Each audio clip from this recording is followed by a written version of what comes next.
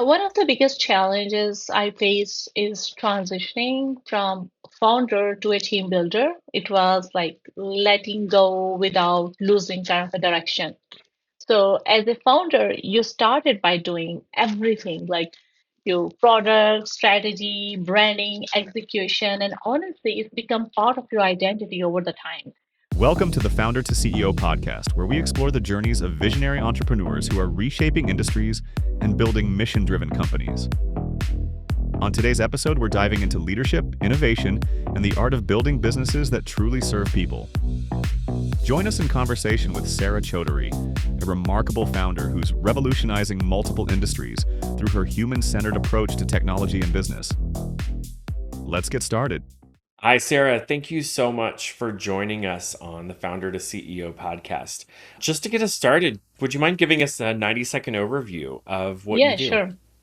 Thank you, first of all, to bringing me here for this opportunity. I'm a founder of Ice Innovations INC, and my company built to challenge some systems that were never designed for real people. If you say, we operate four core ventures: ICE Rideshare, which is a bid-based, low consumption, subscription-based, driven, more kind of a subscription-based ride-hailing platform with built-in peer-to-peer car sharing.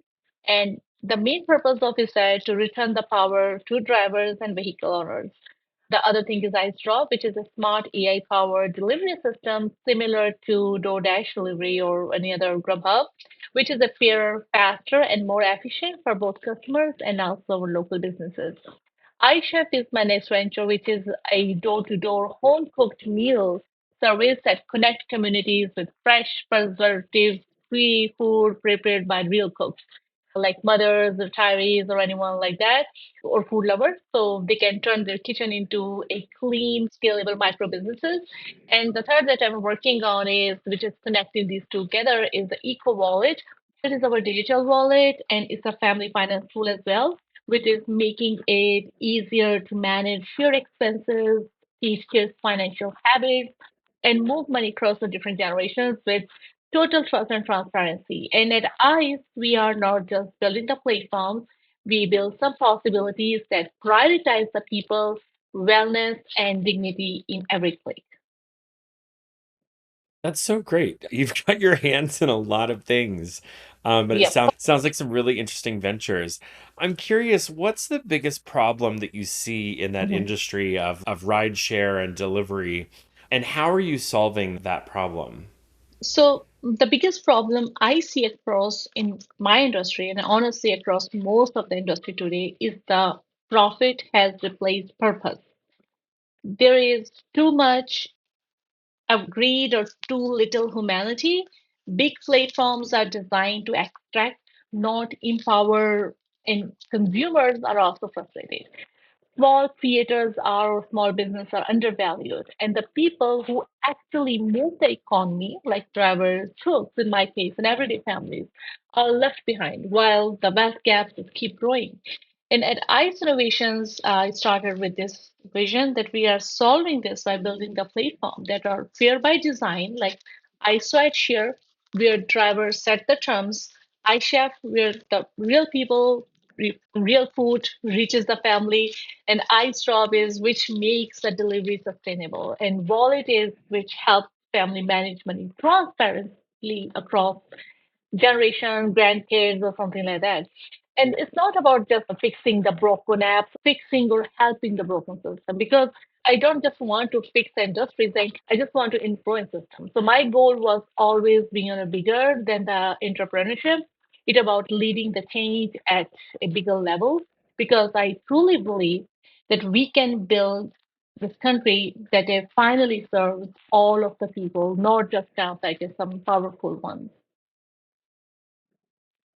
That's so great. And, I'm curious, what makes you unique in the way that you're helping others? As I already said, most of the one of the unique thing that I would say about myself or about a company is I don't just build the products, I build people through the products.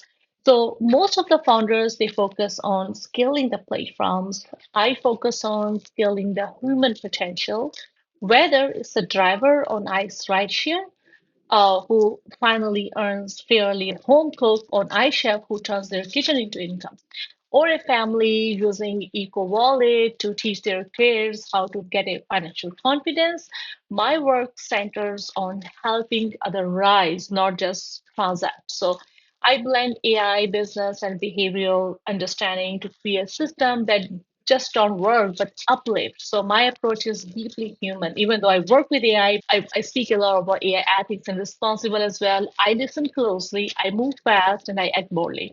And I don't just give the access, but I give the ownership of their future. What truly sets me apart is not just solving the problem, it helps people to reclaim the power that they didn't know that they had.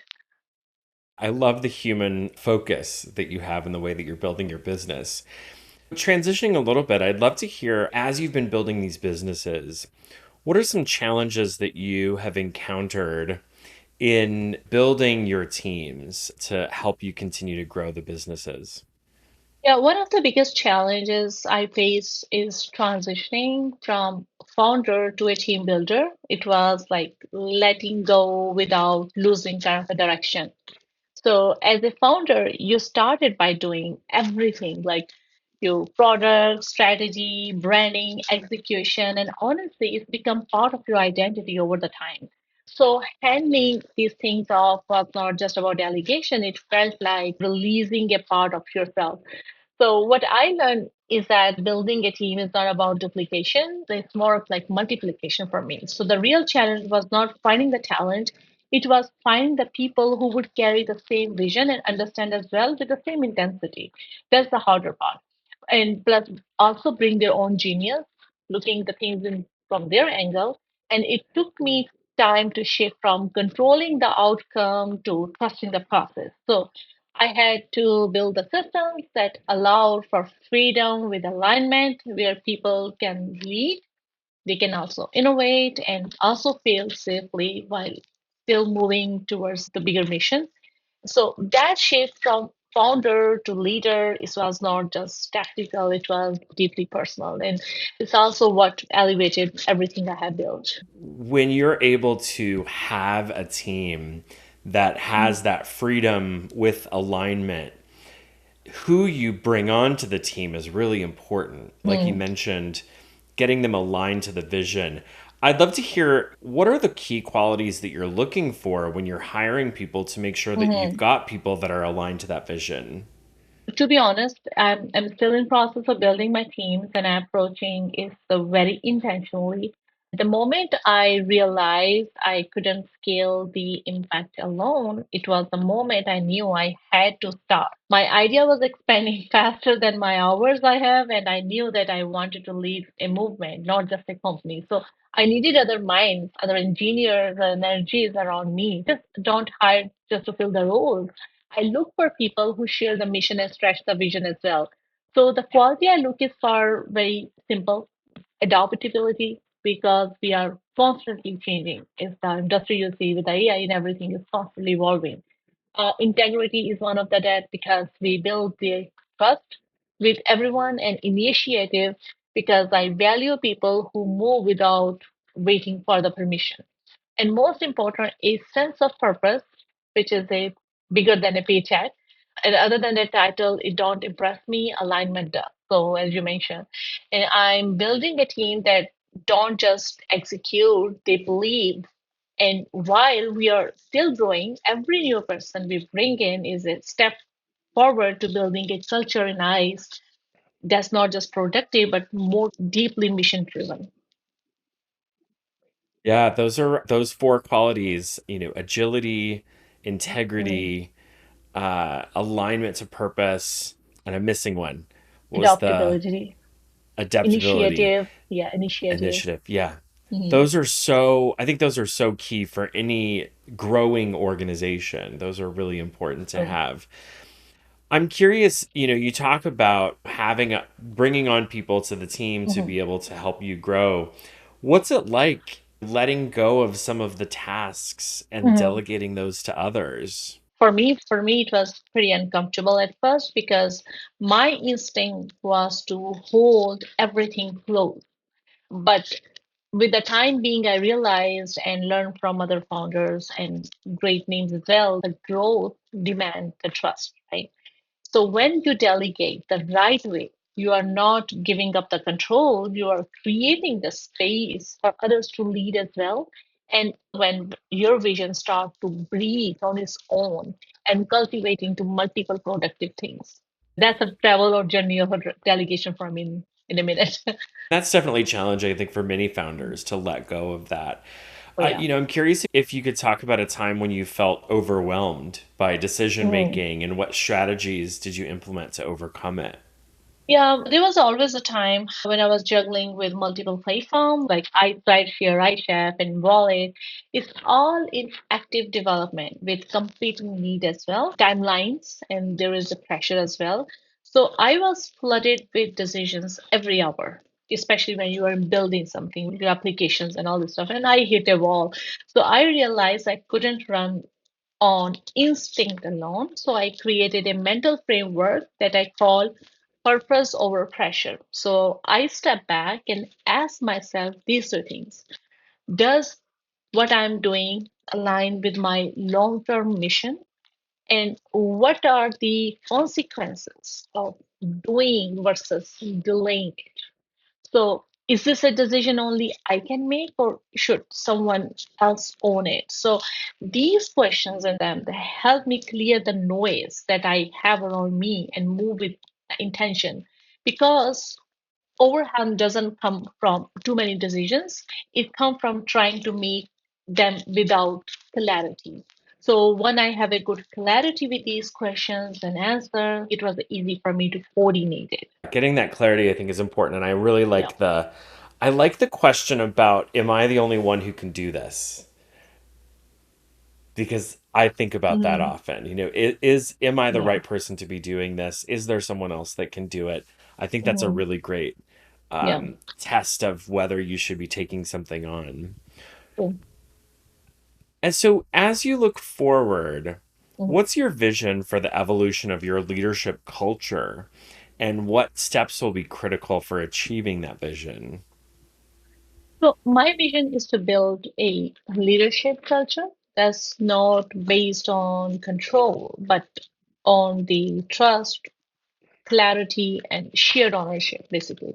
So I want my teams where people don't just follow the instructions, they bring the ideas, challenge the norms, and lead the effort with heart. So to get there, I am focused on three critical steps. Number one is the clarity of purpose. Everyone in my team and around me in my work culture should know not just what we are building, but understand the purpose that why we are doing that. And there is a psychological safety as well, that a space where people can speak up, they can take risks, can grow without any fear. And then grow without fear, there should be a guarantee that whatever they speak won't be taken against them. So there'll be decentralized decision making. So leadership is not just about the title, it's about initiative. So ultimately, I don't want to be the smartest person in the room. I want to build a rooms full of leaders. That's the culture I'm shaping. That's really great. And gosh, psychological safety is so important Yeah. as you're building that team. I know it's something that I talk about a lot in various Mm, circles, whether it's from writing about leadership or when I'm working with other executives and helping them build out their teams. Psych safety is just yeah. so important. True. Well, Sarah, thank you so much for joining me today on Founder to CEO. If people want to get in touch with you, how can they reach out? I think the best way to reach me out is through LinkedIn. I live over there. So just search my name, Sarah Choudhary, and send me the message. I also welcome direct inquiries at my website, which is my full name, sarahchoudhary.com. Whether it's partnership, investment, or purpose driven collaboration, I'm always open for conversation that builds something meaningful. Great. Well, thank you so much, Sarah. Thank you.